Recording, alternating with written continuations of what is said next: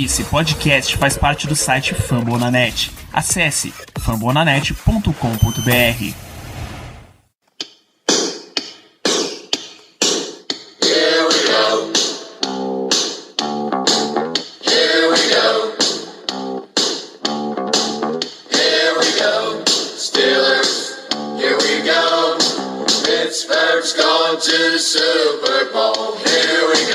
Muito bem, pessoal, estamos começando mais um Black Yellow Brasil Podcast, episódio número 120 desse podcast falando sobre o Pittsburgh Steelers para todo o Brasil, direto de fambonanet.com.br, do Spotify, Google Podcasts, iTunes, ou de um certo capacete tamanho adulto fabricado depois de 2010, né? Sou Danilo Batista, seu host, mais uma semana de pré-temporada, e para falar, claro, desse grandiosíssimo jogo, Steelers 17, Chiefs 7, se a minha memória não me engana, tem a presença de Ricardo Rezende. Boa noite, Ricardo. Boa noite, pessoal. Sempre uma satisfação imensa estar aqui com todos para gravar mais uma edição do podcast para falar sobre essa vitória de pré-temporada contra o Kansas City Chiefs, nesse que foi o jogo de pré-temporada mais pré-temporada possível. Esse foi ruim. Assim, sério, esse foi muito ruim. Pra pegar aquele sábado à noite, você perceber, meu Deus, o que é que eu estou fazendo da minha vida? Mas muito bem, é sobre esse jogo que a gente tem que falar.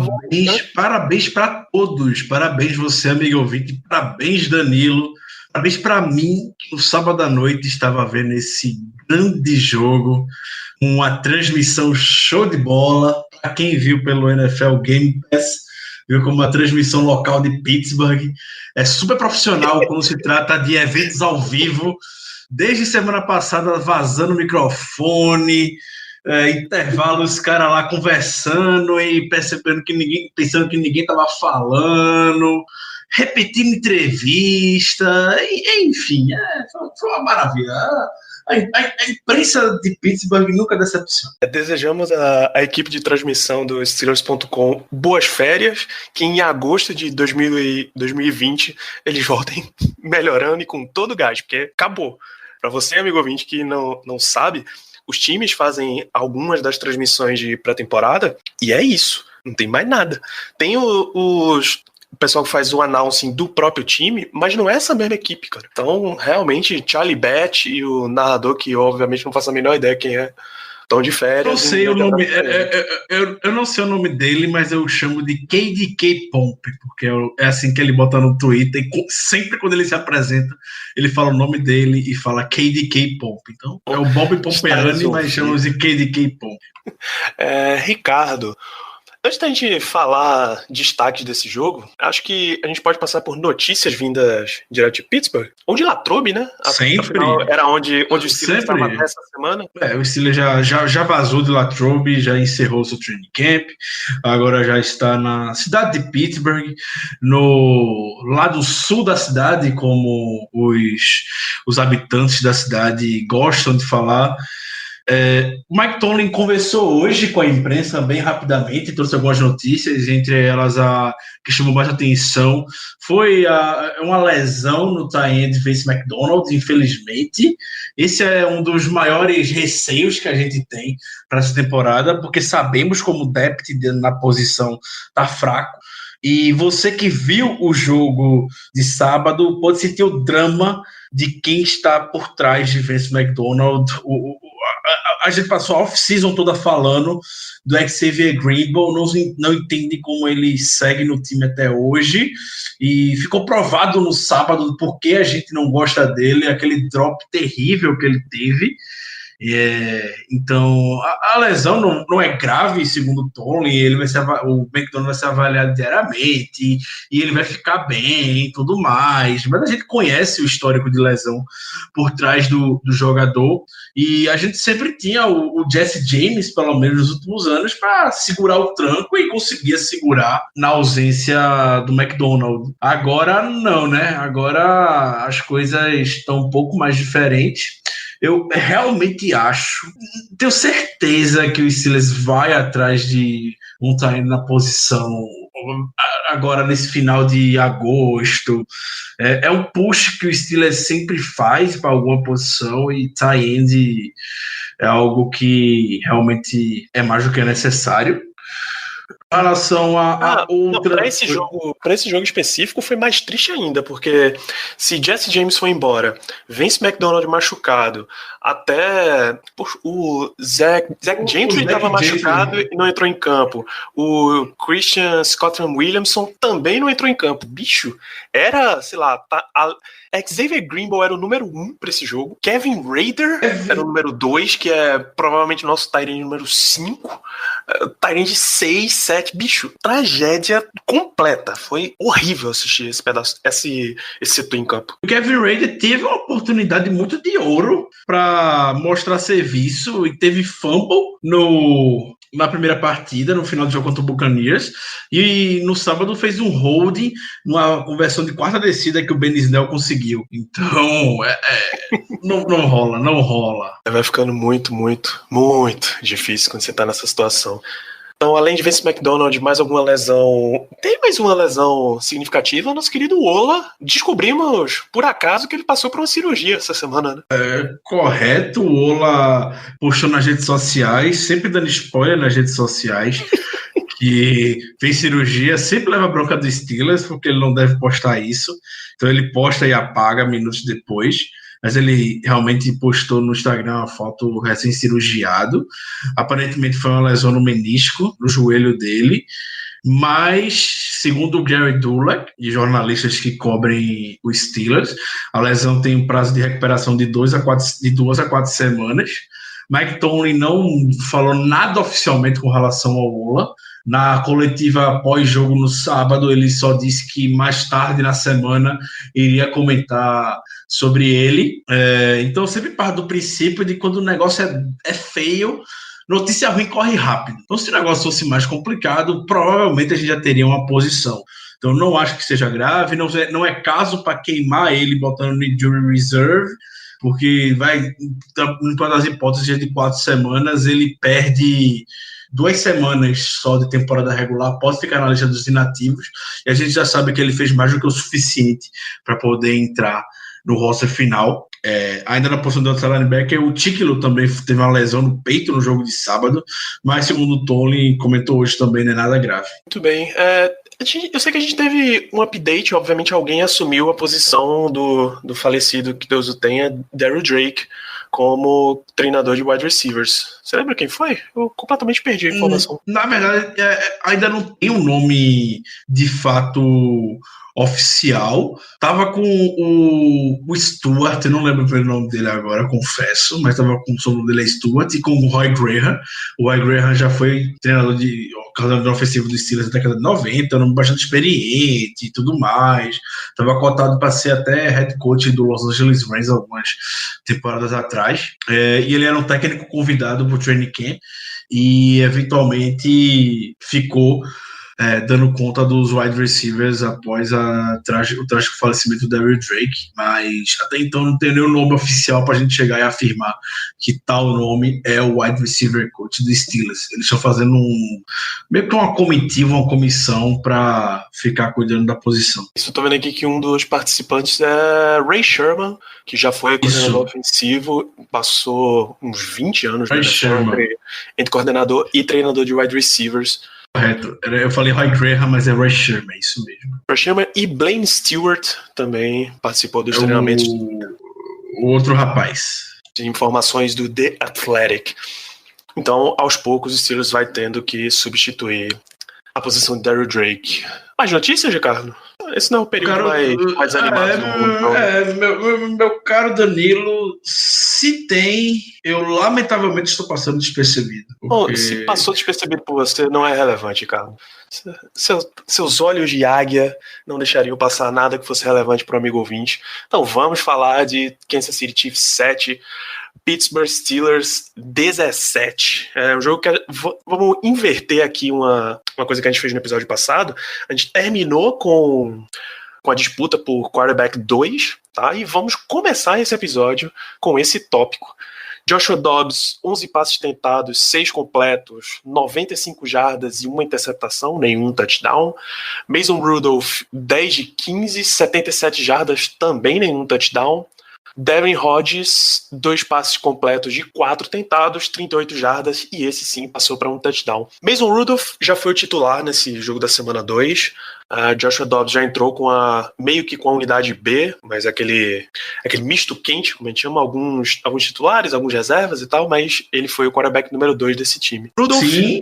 Rudolph, pela percepção da imprensa, já deu alguns passos à frente em comparação com Dobbs. Se vê realmente que ele tá na frente nessa briga pro quarterback 2, ele continua na frente, aliás? Com toda certeza, para mim, o Rudolph, apesar do Tony, e o Tony sempre fala isso quando se trata de jogador novo, falando que esperava mais do Rudolph para ele se desgarrar tanto do Dobbs quanto do Rodgers, por ter tido a chance de atuar com o time titular e tudo mais no jogo de sábado. Tem uma grande vantagem. Ninguém vai chegar para assumir isso, mas o Rudolph ele tá muito bem na fita. Eu tô gostando bastante de como o Rudolph tá jogando nessas 2 partidas de pré-temporada. Por mais que ele não tenha lançado para touchdown nesse último jogo, ele ainda teve seus stats um pouco prejudicados por conta de drops e tudo mais. Isso foi um ponto até que o Mike Tony destacou, mas como eu comentei na semana passada e volto a comentar isso hoje, isso vale para qualquer jogador de pré-temporada. A gente tem que avaliar muito, muito o fundamento de como ele está em situação de jogo. E o Rudolph, contra a defesa titular do Kansas City Chiefs, dentro do pocket, sempre mostrando uma calmaria imensa. Ele consegue sair, ele consegue criar jogadas, não necessariamente com os pés como o Dobbs, não se compara a mobilidade dos dois de fato, mas a presença do pocket que o Mason Rudolph tem para o segundo ano dele na NFL é algo completamente diferenciado. Quem não lembra daquele lance dele saindo do pocket, dando uma finta no Darren Lee e aí lançando o passe direto para a end zone, quase o Eli Rogers faz a recepção. Até nisso ele parece com o Big Ben forçando essa bola na end zone para tentar o touchdown, e aí esse passe kamikaze que pode ser TD ou interceptação na mesma proporção. Teve um lance do Mason Rudolph, foi o melhor lance dele na partida, que ele achou o James Washington no meio de 3 jogadores e lançou na única janela possível para o James Washington fazer a recepção. Linda jogada, foi perfeito. Então, eu estou muito animado com o Mason Rudolph. Eu comentei no nosso QG, no nosso WhatsApp, esse final de semana, e eu volto a afirmar aqui para todo mundo, quem quiser ouvir, isso com muita tranquilidade. E em todos esses anos acompanhando o Steelers, o Mason Rudolph foi o melhor backup que Big Ben já teve, na minha opinião. Supera qualquer outro backup. Interessante. Alguma vez você lembra do Steelers ter trabalhado tanto para ter um quarterback backup? Porque eu particularmente não me lembro. Era sempre o veterano abandonado, Bruce Gradkowski ou próprio Charlie Leftwich, exato. Ou então era Michael Vick, claro, como esquecer. Ou então era um calouro bem abaixo, assim como foi Landry Jones, o próprio Joshua Dobbs.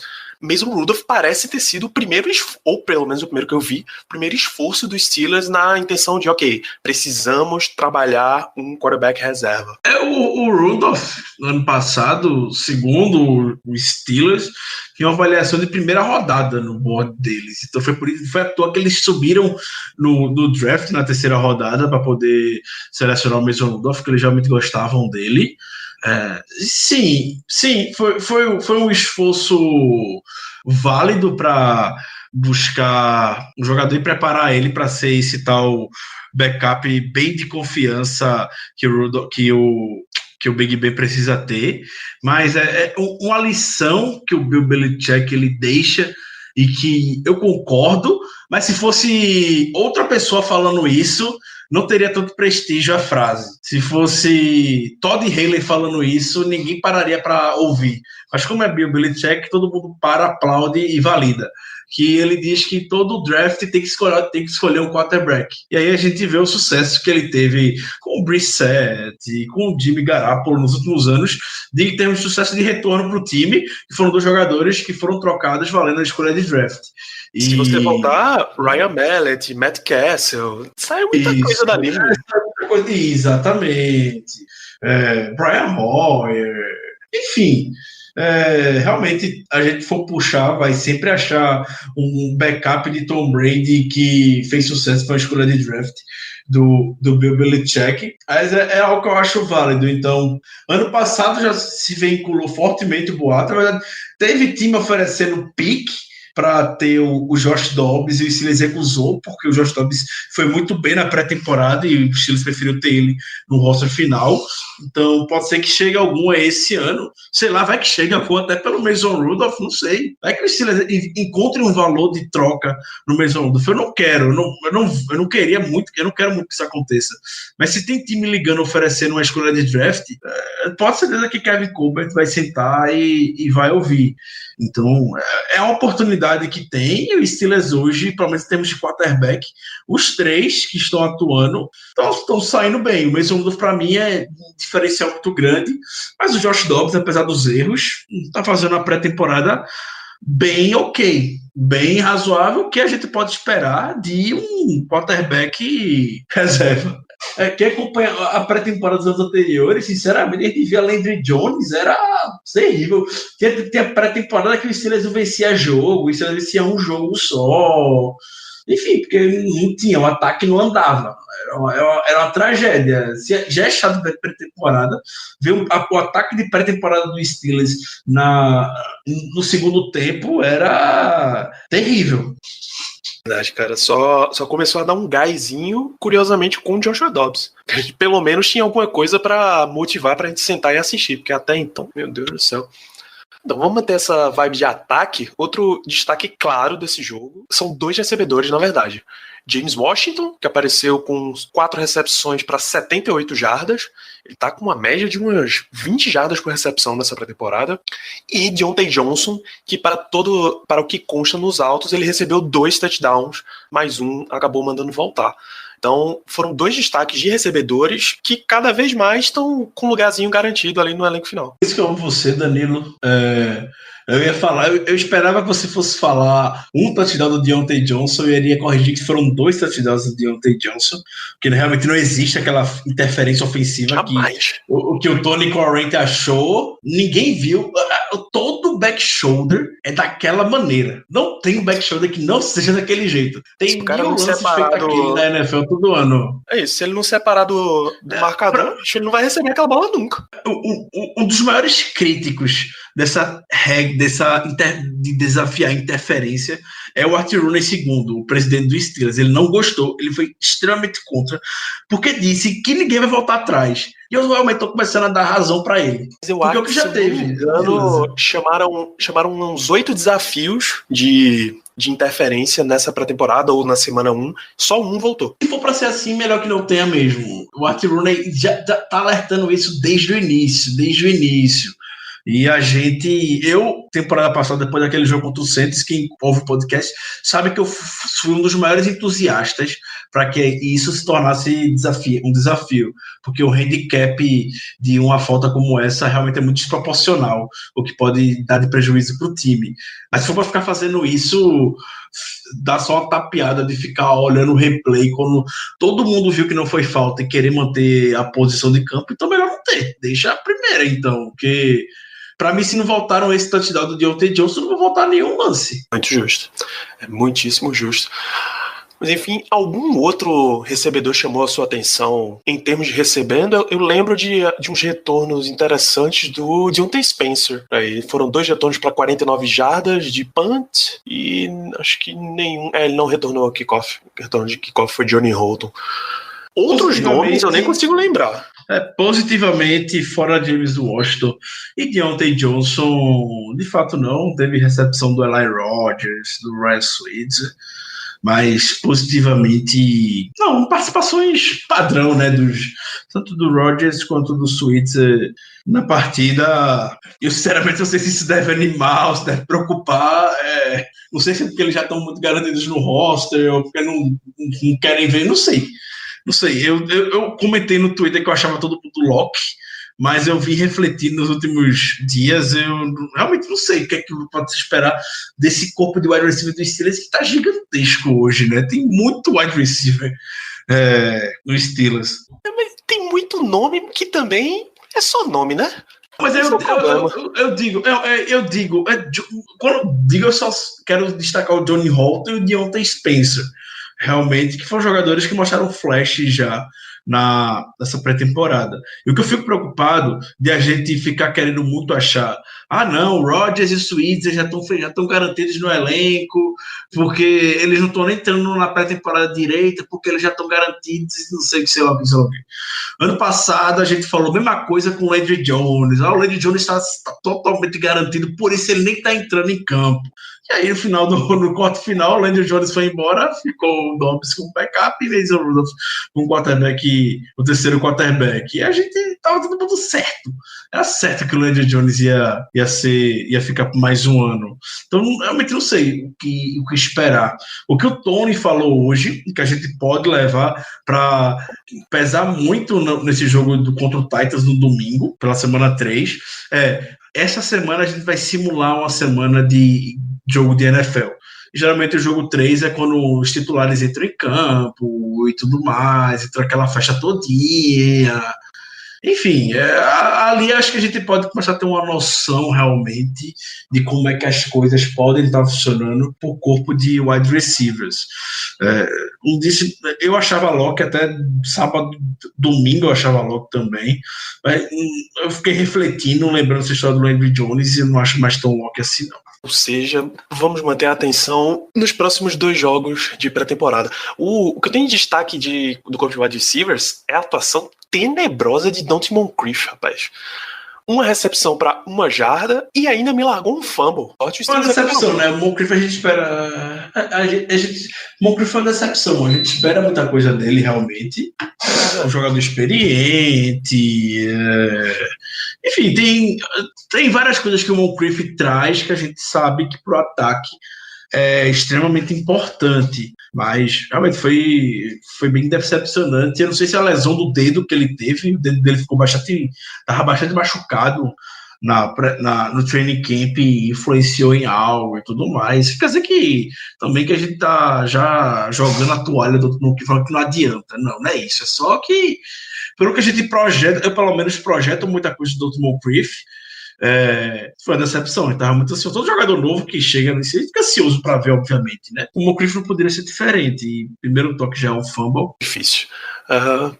O que você tem mais de destaque positivo pra gente, Ricardo? Quem te agradou nesse jogo? Os jogadores que a gente já citou, o James Washington, Deontay Johnson, Mason Rudolph, como destaques positivos. Não poderia ser diferente, para mim, pelo menos, o Jalen Samuels. Eu tô realmente gostando muito do jeito como o Jalen Samuels tá correndo nessa temporada, nessa pré-temporada.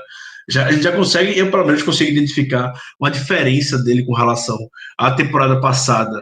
Então, já pode ser o dedo do Ed Faulkner, que conhece muito bem o Jalen Samuels, desenvolveu ele em NC State. E o estilo de ele quebrando tecos, a agilidade dele. Ele já comentou que teve um trabalho intenso de emagrecimento na off-season, que é geralmente o que faz os running backs do Steelers, algo que o Mike Tomlin sempre pede, geralmente para a segunda ou terceira temporada. Então a gente vê os running backs de forma geral, puxando pelo histórico, mais leves, porém mais fortes, para aguentar o tranco, e com o Jalen Samuels não foi diferente. Se o Randy Fichtner conseguir encaixar Conner e Jalen Samuels, meu amigo, a gente pode esperar coisas muito boas desse ataque. Pode esperar coisas bem positivas, coisa que eu ouso hoje comparar pela maneira como o Saints usava Alvin Kamara, McIngram e demais jogadores. Ouso comparar dessa maneira, diante do potencial que eu vejo o Jalen Samuels alcançando. Mas é aquilo, tem que ser envolvido. O que acontece? A gente, nos últimos anos, puxando pro lado do Le'Veon Bell, que tem o Le'Veon Bell, DeAngelo Williams e tudo mais. A gente sempre quis ver esse ataque dos Steelers com dois running backs. Então, isso não acontecia, a gente lascava a sola da chuteira do Bell, correndo, recebendo. O DeAngelo Williams tinha jogo que não tinha nem snap e tudo mais, e temporada passada foi do mesmo jeito. Rasgaram a sola do sapato do James Conner. Até que o James Conner se machucou, o Jalen Samuels entrou, e aí começaram essa questão do Stephen Ridley, e o Stephen Ridley sofreu fumble, enfim, o Steelers ainda não sabe utilizar dois running backs, situações de dois running backs. Hoje a gente tem um corpo com 3 running backs, o Benizão muito promissor, que pode dar uma liga. O Steelers tem, se não me engano, é o time que tem menos dinheiro alocado em running back, ou é o segundo que tem menos, é um dos que tem menos alocado, mas para mim é um dos mais talentosos realmente que tem. É um backfield muito talentoso. E isso é algo que Tony, ele comenta muito nos outros times, ele destaca isso nos outros times das entrevistas, mas não traz isso para a realidade dos Steelers. Hoje ele tem esses jogadores, ele já tinha na verdade, mas com um desenvolvimento natural, ele tem Jalen Samuels e James Conner como jogadores que podem dar certo juntos. Não digo entrarem, obviamente, ficarem alinhados em campo no mesmo snap e tudo mais, eles não têm até a habilidade de wide receiver, ele é bom nesse quesito, mas tem um revezamento bem justo e aproveitar as situações que vão ajudar o time. Ricardo, só para confirmar, o Steelers é o time que paga menos a running back de toda a liga, 3 milhões e 500. É isso. Isso ajuda, claro, que a gente achou um running back titular em escolha de 3ª rodada, um outro running back para rotação em 5ª rodada, um outro running back também para rotação em 4ª, 5ª rodada. Quando você tem 3 jogadores em contrato de calouro que não são primeira rodada, realmente você investe muito, muito pouco. O Giants, que sacou o Barkley, e o resto investe 3 vezes mais do que o Steelers, porque o Barkley foi a escolha número 2 de draft. Perfeito, Danilo. E é o que o Steelers estava buscando, conseguiu. Então, aproveitem, porque eu só de vislumbrar esse ataque com esses running backs, eu já fico empolgado. Todo mundo fala, desde que o Tony Brown saiu, que o Steelers vai ter dificuldade, porque o Tony Brown chama atenção, e era marcação dupla, e por isso que Juju teve sucesso, e os demais wide receivers tiveram sucesso, e tudo mais. Usem os running backs para criar mismatch. Use o running back para criar mismatch. Você tem jogadores com qualidade para isso. Então, bota o Jalen Samuels saindo no backfield, alinhado no slot, varia esse jogador. Não digo nem dos wide receivers, que eles por si só podem estar criando isso, mas sejam criativos. Não fica naquele ataque burocrático que ficou marcado no início da temporada passada do Randy Fitner, de abandonar o jogo terrestre logo, ter jogo que Big Ben lançava 50 bolas. Enfim, tem coisa positiva para sair desse corpo de running back. Eu torço muito que o Steelers saiba utilizar. Feito. Nossa linha ofensiva estava mais uma vez sem Pounce e sem De Castro. Teve um movimento que é complicado. Eles pegaram o Matt Filer, que era para estar disputando ali aquela vaga de right tackle, e colocaram ele como right guard. Jogou bem? Jogou, mas será que não era a hora? Esse era o melhor momento para ele fixar como right tackle. Se o Steelers quer usar Matt Filer como right tackle, deixa ele jogar de right tackle. Se você quer analisar entre ele e o Okorafor, entre Chooks, coloca um, depois coloca o outro, mas a mesma posição. Se for começar a ficar rodando esses caras, eu sei que você pode achar jogadores para outras posições assim, mas vai começar a ficar pesado, né? O Matt Filer, ele é meio que o Chris Hubbard era alguns anos atrás. Era aquele cara que atua em todas as posições, é um coringa. Eu entendo e eu concordo com o que você disse, Danilo, mas é que quando a gente olha, a gente realmente não tinha outro guarda de qualidade para jogar com os titulares, podemos dizer, com o Finney jogando de center, que o Finney seria o substituto natural ali na posição do De Castro, e o Chuck jogando de right tackle e o Matt Filer jogando de right guard. Atrás deles teria ou Fred Johnson, ou Darren Gray, ou J.C. Hassenauer. Enfim, não são jogadores que treinaram com o time titular e não são considerados da rotação, pelo menos titular. Então, por isso que ele entrou como right guard e jogou muito bem como right guard. Então, ele conseguiu fazer bons pulls, até no touchdown do Jalen Samuels, o Matt Filer, ele faz o pull Não tem ninguém, porque todo mundo conseguiu bloquear alguém. Mas se chega, o Jalen Samuels entraria do mesmo jeito que entrou na endzone, absolutamente sozinho. Mas essa disputa aí, para mim, o Matt Feiler já ganhou. Afirmo isso. A gente falou bastante sobre o nosso ataque, passar um pouquinho para a defesa. Teve um jogador que foi muito intrigante nessa última partida, e o nome dele é Mike Hilton. Enquanto estava de cornerback, ele foi bem mal. Ele tomou muita bola nas costas, tomou touchdown. Acho que o único touchdown do Kansas City Chiefs foi em cima dele, basicamente.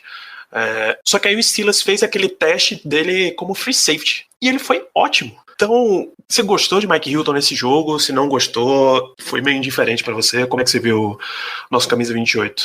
Eu sou muito fã do Mike Hilton, eu gosto muito dele. Eu torço muito pelo sucesso do Mike Hilton, mas eu fico feliz de ver o sucesso dele na posição de safety que ele atuou. Acho isso positivo. O Steelers pode inventar alguma coisa na secundária com essa versatilidade dele, mas eu realmente não acho que a gente não pode passar em branco o touchdown que ele cedeu para o Mecole Hardman e a big play que também foi nas costas dele. Então foram 2 passes sendo um touchdown que foram na conta do Mike Hilton. E por que isso me preocupa? A gente perdeu o jogo na temporada passada contra o Oakland Raiders com touchdown nas costas do Mike Hilton. Então, ele ainda é o níquel titular da equipe. E ele é um dos grandes na posição na NFL, um dos homens mais underrated. Mas desde o jogo contra o Raiders na temporada passada, ele já está um pouco perdido. Eu fico feliz dele estar se destacando na posição de safety. Os Steelers podem puxar o Steven Nelson, que tem essa experiência de jogar na nickel, e botar, sei lá, ou botar o Ken Sutton. Enfim, os Steelers têm esse jogador de secundária que consegue fazer esse mix. Mas tratando hoje da realidade de ser nickel, eu não gostei da partida do Mike Hilton. Infelizmente, o Pro Football Focus deixou ele como um dos melhores em campo e tudo mais, porque ele realmente destruiu como safety. Quando entrou na turma do terrão e ele estava ali, ele realmente se mostrou ser um jogador diferenciado. Ele mostrou porque é titular na liga, porque quando está disputando o terceiro quarto de pré-temporada, a gente espera que o jogador titular se destaque. E ele se destacou naturalmente. Mas, como níquel, não, sai com dificuldades. Eu até comentei na hora. Quando o Hilton quiser um contrato novo, mostre esses lances para eles, para mostrar que ele ainda tem a desenvolver. Inclusive, o Ray Fittipaldo, jornalista que cobre os Steelers, comentou hoje pela tarde que o Steelers gosta muito do Hilton entrando em blitz. O Steelers gosta muito da agressividade do Hilton. O Steelers gosta muito dos tackles que o Hilton faz. E o Hilton provavelmente é o melhor tackle na secundária. Isso aí, acredito que não seja nenhum motivo de discussão. Mas o Steelers não gosta do Hilton na cobertura. Não sente ainda ele... Ainda sente um pouco de dificuldade nele nisso. Então, tá aí talvez o principal motivo que levou o Steelers a não querer renovar o contrato do Hilton, por mais que ele ameaçou até fazer greve e tudo mais. Chegou a fazer nem um pouco. Mas o Steelers está dando razão para não fazer, se prendendo a isso. E a gente sabe que um jogador de secundária, por mais que ele tenha outras boas características, ele sempre vai ficar visto se ceder um touchdown. E é isso que acontece. Não adianta o Mike Hilton chegar a ter 3 sacks do jogo, ter 10 tackles, enfim. O outro jogador que tinha todo esse sucesso, que enganava um monte de comentarista na ESPN, porque ele era destaque de time de tackle, era o Antoine Blake. Ele sabe como o Antoine Blake é, né? Ô, Valentino, rapaz. Enganava muito comentarista na ESPN, viu? Comentaristas que estão até hoje no canal, inclusive. Sempre quando tem jogo de Steelers, um dos destaques era o Antoine Blake. Até dá uma belíssima conferida aqui. Por onde anda Anton Valentino Blake? Quer dizer, Valentino Anton Blake, né? Ele passou por um período fora. Ele já tá fora do Jaguars. Ele passou por um período que ficou até em depressão e tudo mais. Ele não tá mais na NFL. Nossa, Jacksonville Jaguars foi o primeiro time dele. Ele passou pelo Saskatchewan Roughriders da CFL, mas não ficou por lá também não.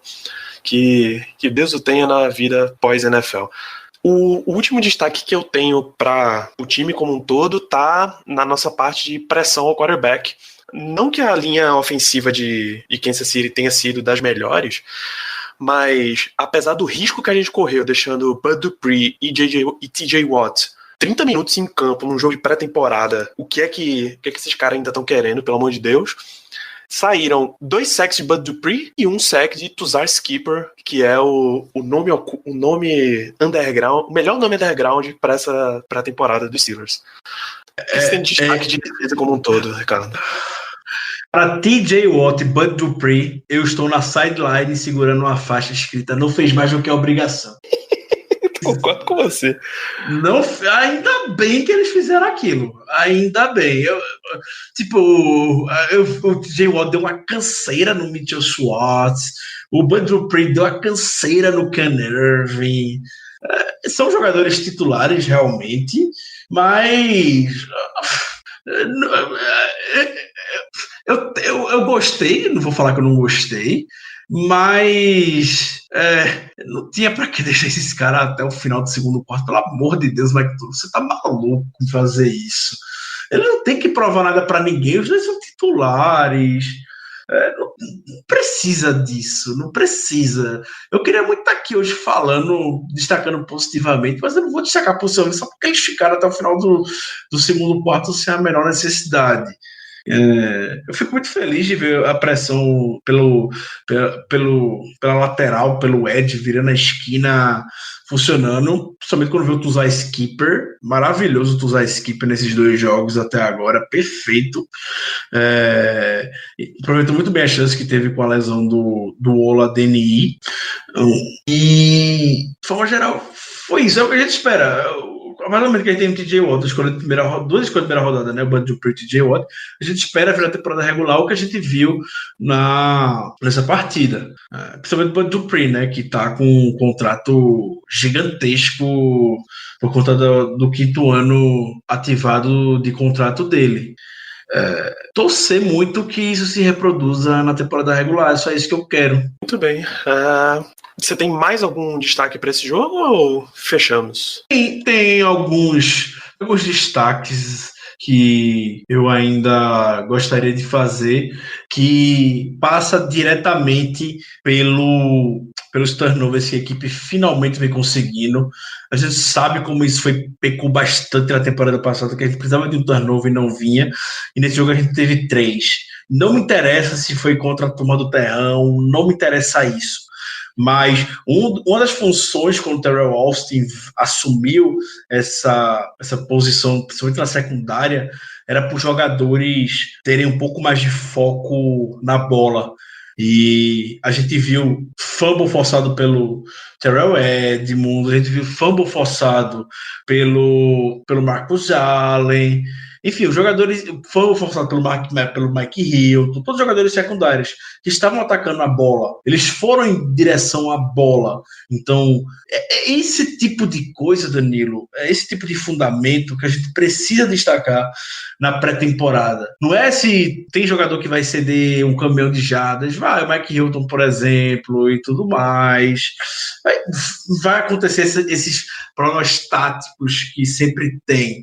Mas quando a gente vê um lance como o Terrell Edmunds, com o time titular, para cima do Carlos Hyde, forçando um fumble, é pra gente ficar animado, é pra gente ficar entusiasmado que ele tá conseguindo aplicar o que ele fez no treino dentro do jogo, entendeu? Então, todo mundo tá falando já sobre isso, e como a defesa dos Steelers como um todo, de como provavelmente isso vai melhorar bastante na temporada.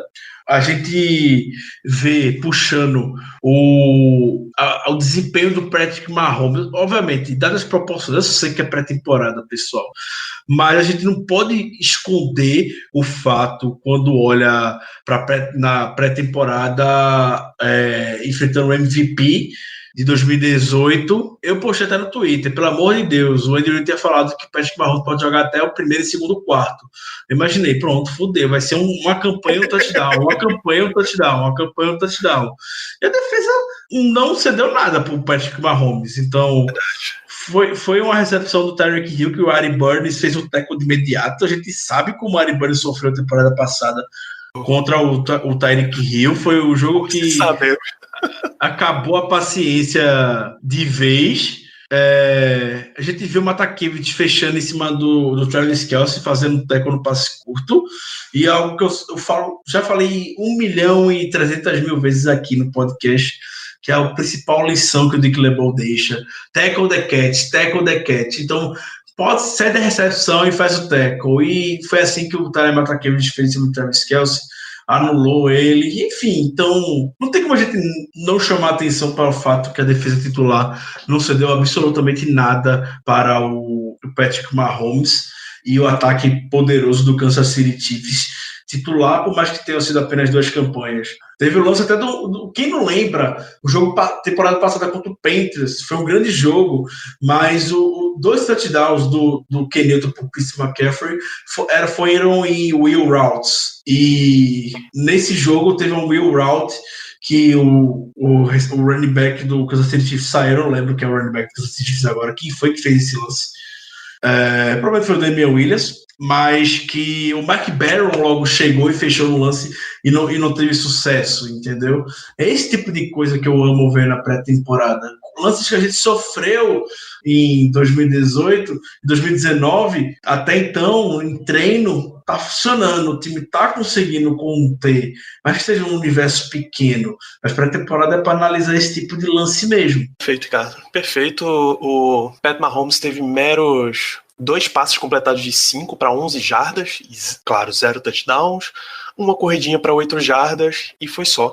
Realmente não teve espaço nenhum. Tyreek Hill 6 jardas em uma recepção, Travis Kelce 5 jardas em uma recepção, todos os jogadores principais da equipe de Kansas City, enquanto a gente estava com a nossa defesa titular, simplesmente não apareceram.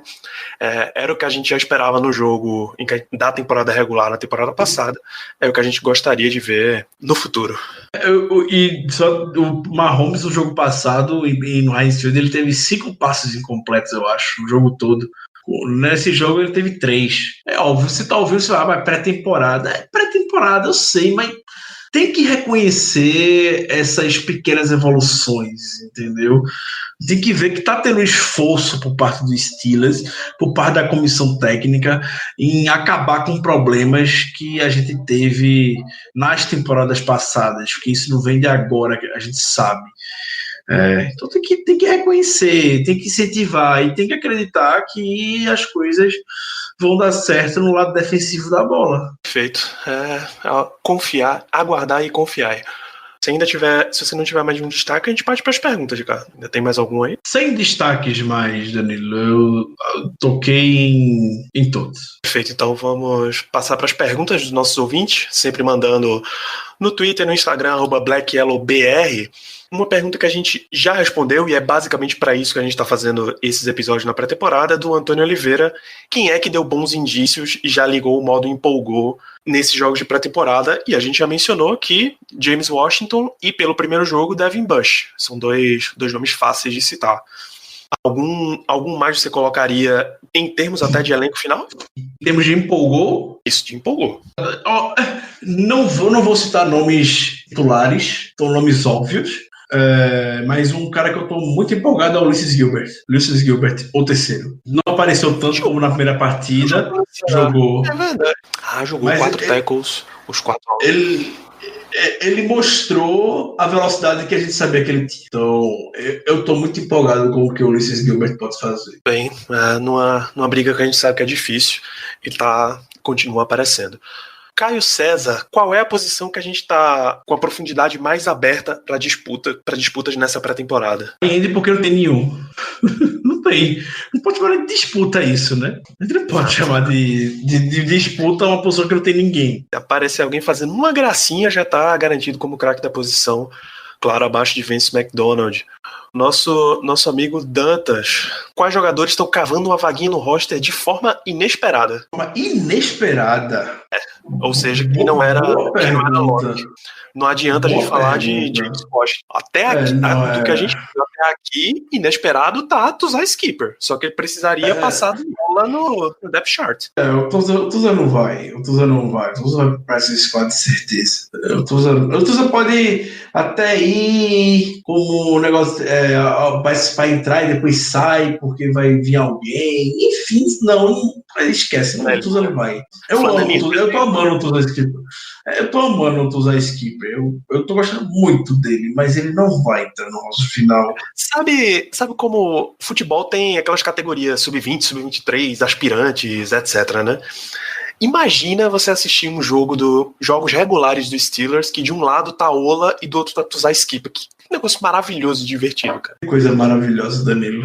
Lindo, pô. Seria lindo, mas a NFL ainda tá longe desse estágio. Se tem alguém inesperado que talvez possa estar buscando? Talvez o Fred Johnson na linha ofensiva. Ele tá mostrando serviço. O Gerald Hawkins, ele sempre promete o próximo ano ir bem, não tá saindo assim conforme esperado, e o Fred Johnson é um cara bom, razoavelmente bom, tá se destacando. Tem não vou chamar o Zach Banner como tá cavando a vaquinha, porque ele já tava no nosso final da temporada passada. O Ulysses Gilbert, você esperava que ele fosse continuar para esse ano? Esperava, Danilo, esperava sim.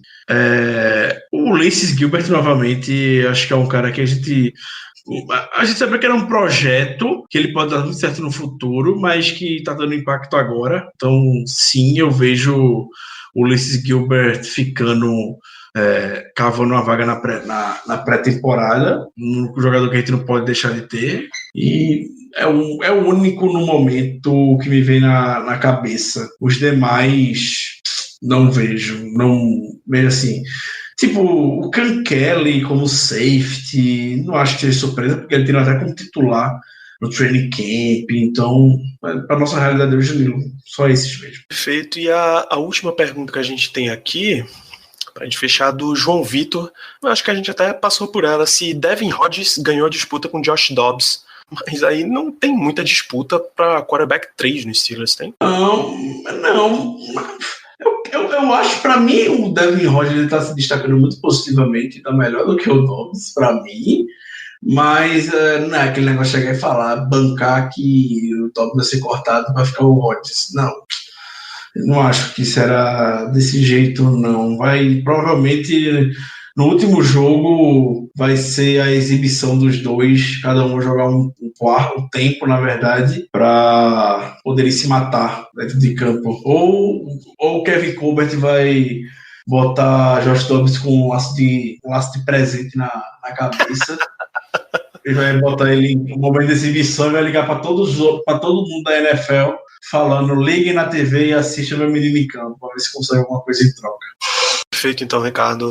Vamos dar andamento para o final desse programa. Gostaria das suas considerações finais, meu querido. Considerações finais do programa de hoje é convidar os amigos nesse jogo contra o Tennessee Titans, com transmissão da ESPN, é geralmente o jogo mais importante da pré-temporada em termos de participação de titular. Enfim, vai conseguir ter uma boa noção do que a gente pode esperar para a temporada regular, para a nossa estreia contra o New England Patriots. Então, se querem assistir jogo de pré-temporada com carinho, assistam esse jogo 3 na ESPN no domingo. Não tem desculpa para não assistir. E na semana que vem estaremos aqui novamente, Danilo, para destrinchar essa partida. Um grande abraço. Então, a nossa próxima partida pela semana 3, como o Ricardo já lembrou, tem transmissão da ESPN. Visitaremos o Tennessee Titans no Nissan Stadium no domingo, dia 25 de agosto, 8 da noite. Que jogo, que horário maravilhoso. Sunday Night Football, basicamente, de pré-temporada. Será Steelers e Titans, já devemos ver mais alguns titulares em campo. E na semana que vem voltamos para comentar. Se você não quiser perder os comentários que a gente vai fazer, se assine esse podcast ou no seu agregador de podcast favorito, no Spotify, no iTunes, no Google Podcast, dá teu jeito, deixa a tua avaliação lá de 5 estrelas para que o Steelers tenha mais estrelas sendo desenvolvidas nessa pré-temporada, e segue Black Yellow BR no Twitter, no Instagram, para inclusive ter a oportunidade de mandar a sua pergunta para o próximo programa. A gente se vê na semana que vem falando de Steelers e Titans. Deixo um grande abraço a todos e até lá. Yeah, you know what it is. Black and yellow, black and yellow, black and yellow, black and yellow. Yeah, you know what it is. Black and yellow, black and yellow, black and yellow, black and yellow. Yeah, you know what it is.